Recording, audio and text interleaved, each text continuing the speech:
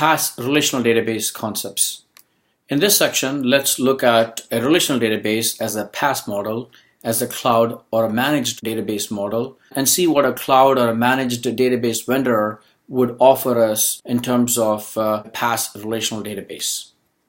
So what are the objectives? We will look at the managed cloud relational database server concepts. We'll also look at several features that a cloud-based relational database vendor may provide us.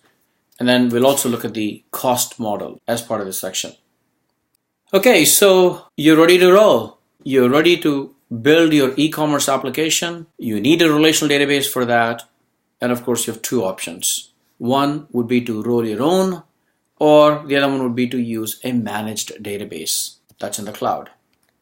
What if you roll your own database server? Well, if you have to roll your own database server, then you have to launch an instance, install the database software, configure the backup, launch slave instance, configure the replication for high availability, launch more instances for read replicas, so you can actually have your applications that are doing writing talk to the master, and have applications that are going to be doing the reading, or the components that are going to be reading from the database talk to the read replica slaves.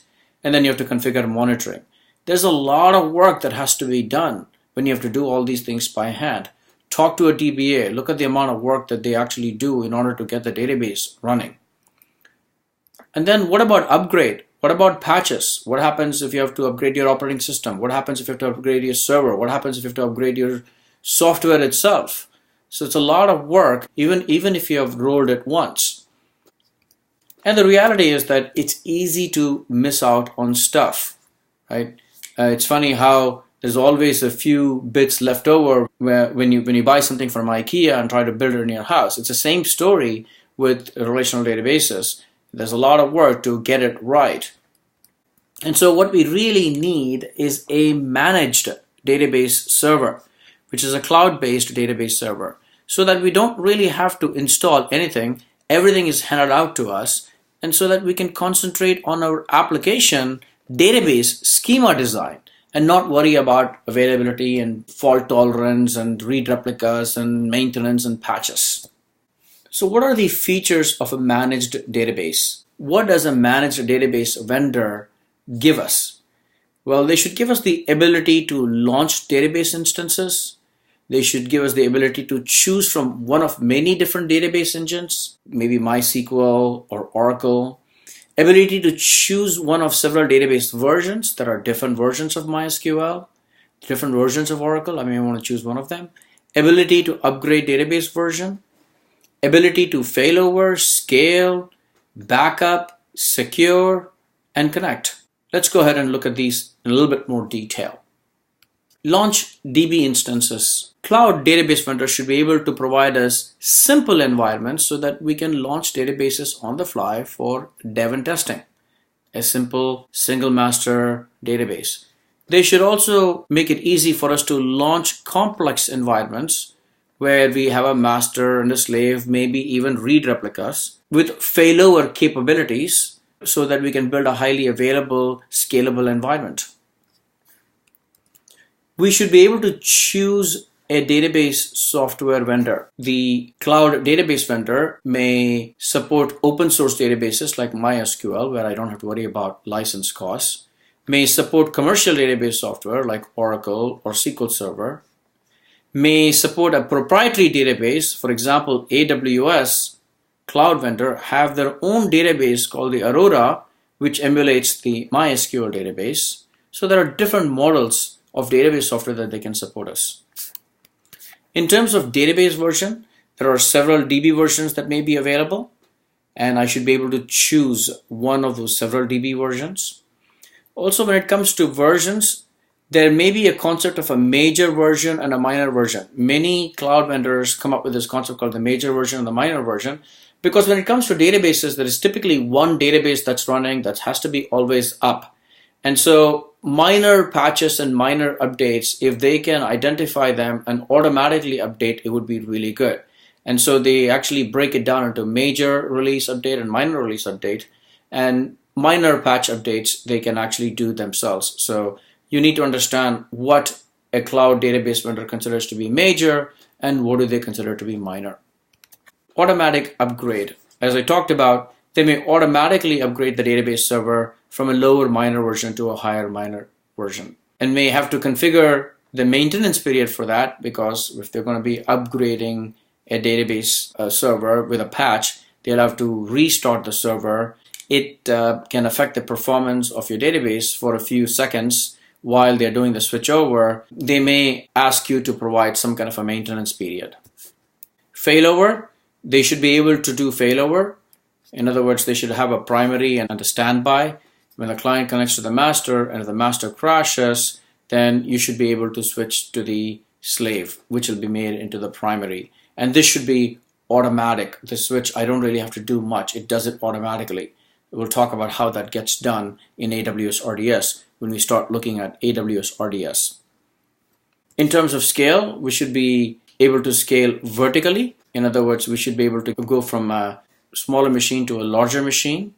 We should also be able to scale out by launching multiple database instances. Now, I have to say this with a caveat, which means when you have multiple database instances, there would usually be one master and several slaves or read replicas, which allow you to only do read operations. That's how you scale. In terms of backup, they may automatically back up the database server based on a time period that you have configured. May have to configure the backup period, of course.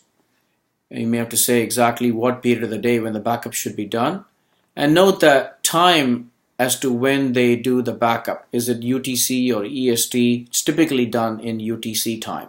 Ensure that the backup and maintenance windows don't really collide. So that is something many database vendors would allow you to choose, and make sure that those windows don't collide, because both of them may degrade the performance of the database.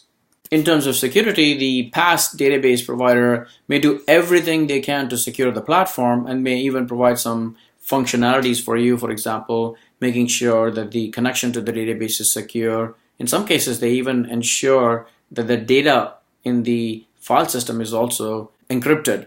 And now these are features that they may provide, but then there is also a responsibility that lies on the app developers to ensure that the application itself is also secure. In terms of connecting to the database, these database vendors should allow you to connect to the database using standard database clients. For example, in MySQL, we have something called the MySQL Workbench that uses the ODBC connection to talk to the database. Many databases have very similar client tools, SQL client tools that allow you to connect to the database, and these database vendors should allow you to do that.